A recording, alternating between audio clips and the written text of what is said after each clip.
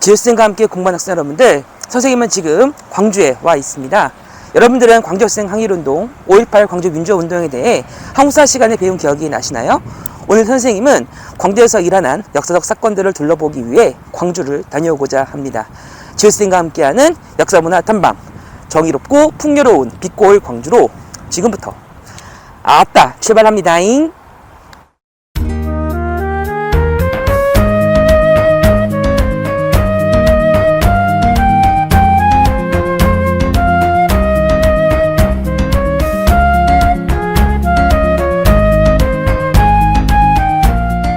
여러분들은 남도음식에 대해 아시나요? 음식의 본고장으로 유명한 광주에 왔으니 급한 한상부터 먹고 출발해야겠죠? 예로부터 식량 자원이 풍족했던 호남 지방은 음식 문화가 자연스럽게 발달하였습니다. 광주에서는 매일 먹는 가정식 밥상에서도 최소 4가지에서 5가지 차는 기본이고, 찌개나 국을 꼭 포함하는 식단이 기본적인 기대값이라고 하는데요. 육고기, 생선, 나물, 각종 작물 등 온갖 다양한 식재료를 사용하는 광주의 음식은 나름대로 균형 잡힌 식단이라고 할 수 있겠습니다. 그래서 선생님이 맛보는 광주의 음식은 숭정시장의 떡갈비입니다. 갈비살을 다진 후 떡처럼 뭉쳐 구워 먹는 떡갈비는 우리나라에서 담양과 함께 원조를 자부하고 있는데요. 달짝지근한 양념과 소고기와 돼지고기의 절묘한 마법 같은 비율은 아직까지도 일반인에게 공개되지 않는다고 합니다. 그 밖에 무등산 수박, 오리고기, 암뽕순대, 육전, 상추튀김, 그리고 현지 브랜드인 궁전제과에서 만든 공룡알빵과 나비파이 역시 대표적인 먹거리입니다. 여러분들도 한번 드셔보란께요.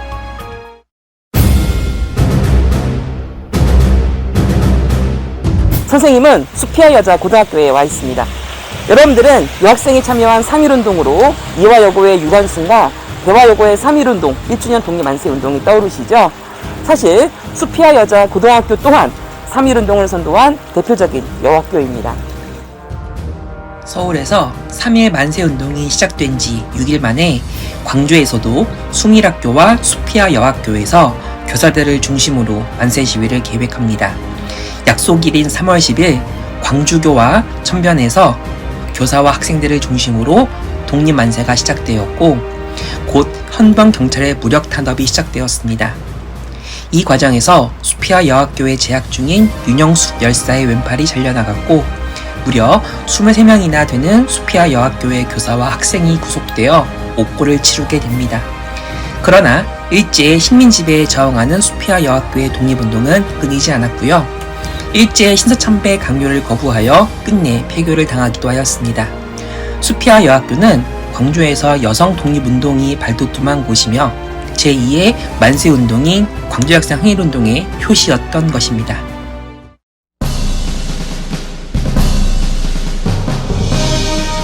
이곳은 광주제일고등학교입니다.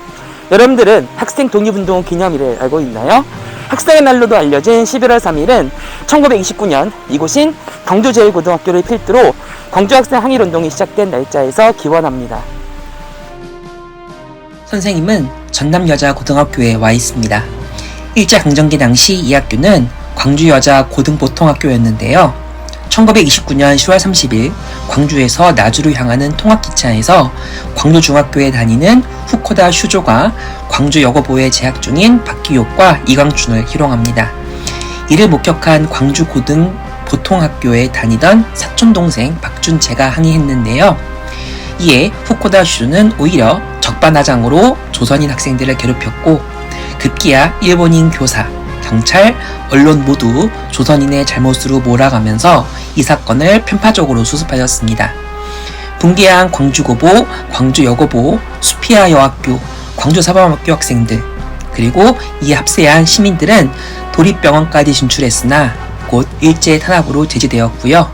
그 결과 주동한 조선인 학생 75명을 체포하고 학교를 강제 휴교시켜버립니다. 하지만 이 사건은 신간회에 알려지는데요. 신간회는 서울에서 진상조사단을 파견해 이 사건을 전국에 알리게 합니다. 이를 계기로 1929년 12월 서울에서도 경신, 보성, 중앙, 휘문 이화, 배화, 진명, 근화 등 12,000여 명의 학생이 시위와 동맹휴학에 가담합니다. 광개혁성 항일운동은 학생이 주도하고 수많은 시민이 참여한 3.1운동 이후 최대 규모의 항일민족운동인데요. 민족의 독립뿐만 아니라 학생 인권을 수호하기까지 광주에서 발생한 학생 항일운동이 있었음을 우리는 잊지 않아야 할 것입니다.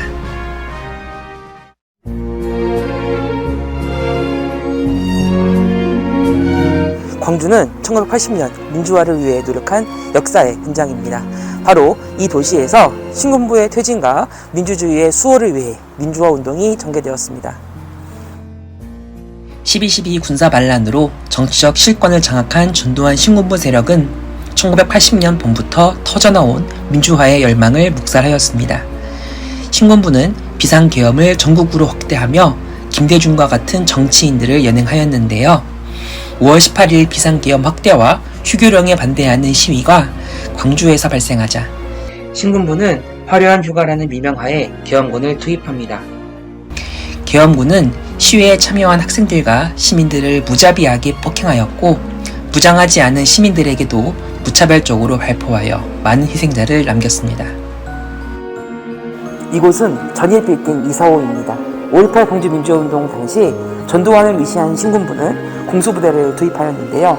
당시 시위대는 시민군을 조직해 도청 진압 작전 당시 이곳에서 계엄군에게 저항하였습니다. 시민군은 외부와의 교통, 통신이 차단된 상황 속에서 치안을 담당하며 계엄 해제와 민주인사 석방을 요구하였습니다. 그리고 광주 시민들은 높은 시민정신과 도덕성을 보이며 자치 질서를 찾아갔습니다.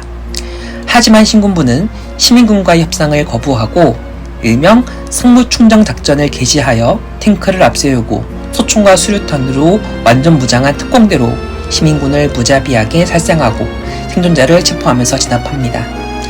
그리고 전두환은 3개월 이후 11대 대통령으로 취임하게 됩니다. 5.18 광주 민주화 운동은 이후 전개된 민주화 운동의 밑거름이 되었습니다. 현재 민주화 운동과 관련된 많은 기록물들은 유네스코 세계기록유산으로 등재되어 있고요. 이를 토대로 아시아 여러 나라의 민주화 운동에 지금도 많은 영향을 끼치고 있습니다. 5.18 광주 민주화 운동은 지금의 대한민국 민주주의를 견인한 원동력임과 동시에 수많은 광주 시민들의 피해가 수반된 사실을 우리는 반드시 잊지 말아야 할 것입니다. 선생님은 광주공항에서 김포로 출발합니다. 빛고울 광주는 식도락을 즐기기에 부족함이 없는 맛있는 도시였습니다. 그와 더불어 일제의 수탈과 장기 독재에 맞서 싸운 멋있는 도시이기도 하죠. 맛과 멋을 모두 갖춘 품격 있는 도시 광주에서 선생님은 민족의 해방과 민주주의의 소중함을 여러분들에게 앞으로도 수업 시간에 잘 전달할 것을 약속하겠습니다.